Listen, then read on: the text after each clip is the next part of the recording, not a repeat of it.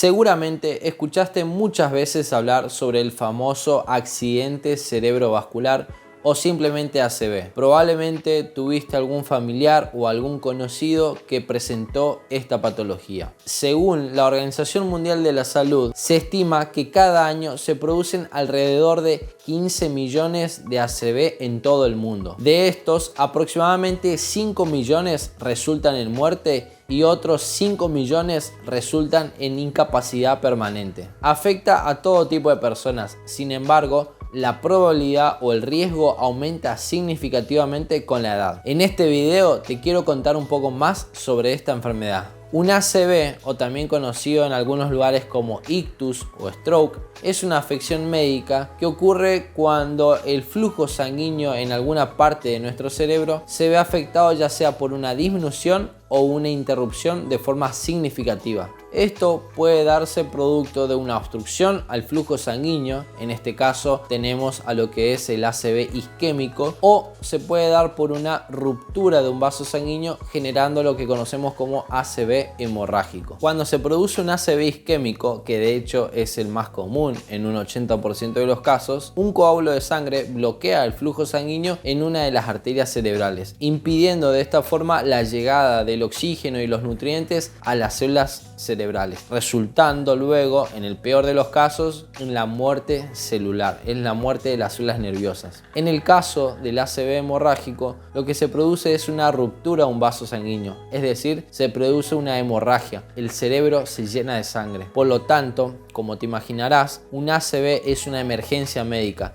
ya que puede llevar a la muerte de una persona o a la discapacidad permanente. Existen diversos factores de riesgo que van a aumentar la probabilidad de que alguien tenga un ACV. Entre ellos encontramos, por ejemplo, la hipertensión arterial. Esta lo que va a generar a lo largo de la vida de la persona es un aumento en la dureza de las arterias, es decir, se vuelven más rígidas, aumentando de esta forma la probabilidad de que se generen obstrucción de los vasos sanguíneos por un coágulo, que se genere una ruptura de un vaso sanguíneo con la consecuencia de hemorragia a nivel cerebral. También tenemos, por ejemplo, enfermedades del corazón como las valvulopatías, es decir, enfermedades que afectan las válvulas cardíacas. Vamos a tener las enfermedades de las arterias coronarias y también otra enfermedad súper importante, la fibrilación auricular. En este caso, lo que se produce es un aumento de la formación de trombos, es decir, coágulos que luego van a ir y van a tapar las arterias a nivel cerebral con la obstrucción sanguínea. Sumado a estas patologías vamos a tener, por ejemplo, la diabetes, a la dislipidemia,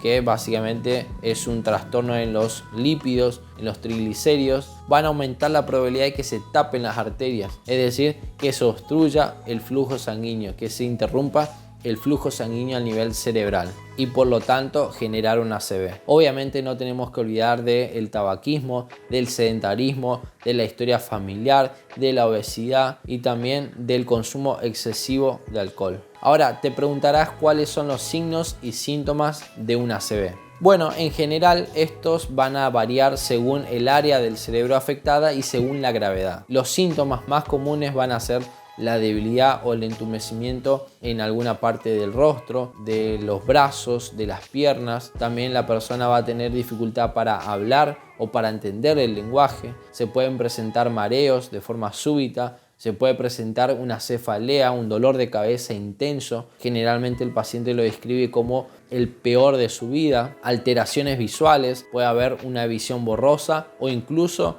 perder la visión. Ahora, algo característico de estos síntomas es que se presentan de una forma repentina, de una forma abrupta, sin previo aviso. Normalmente utilizamos una regla mnemotécnica que nos ayuda a identificar los signos y los síntomas de una persona con ACV. Es la siguiente, viene del inglés FAST, que significa la F de rostro, la A de brazos, la S de hablar, del habla, y la T de tiempo, en donde cara hace referencia justamente al entumecimiento o la debilidad en algún área de nuestro rostro. Luego tenemos los brazos, la persona tiene dificultad para elevar los miembros, generalmente todo esto se da en un lado del cuerpo. Luego tenemos la S de hablar, de speech, la persona tiene dificultad para poder hablar o entender el lenguaje, es decir, lo que normalmente se conoce como afasia de Broca o afasia de Wernicke. comunique. Y luego por último tenemos la T de tiempo, que hace referencia a que esto es una emergencia, es decir, el paciente o si vos o si alguien está teniendo los síntomas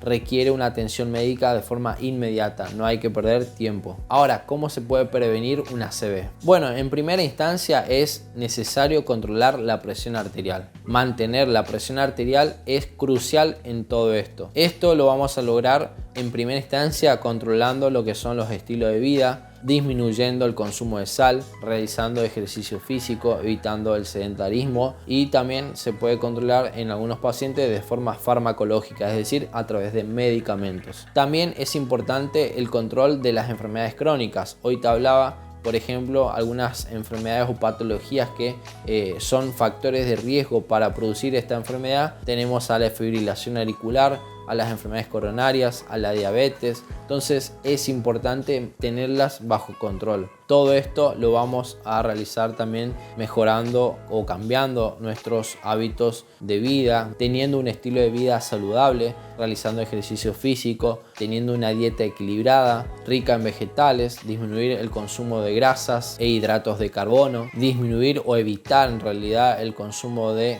tabaco, disminuir el consumo de alcohol. Todo esto va a ayudar de forma significativa a prevenir una ACV. Y por último es importante la educación. Necesitamos conocer los signos y los síntomas de esta enfermedad para poder saber cómo cuidarnos, para poder prevenir y si en caso de que se presente alguno de los síntomas poder acudir de una forma temprana, de una forma oportuna a un servicio de emergencias.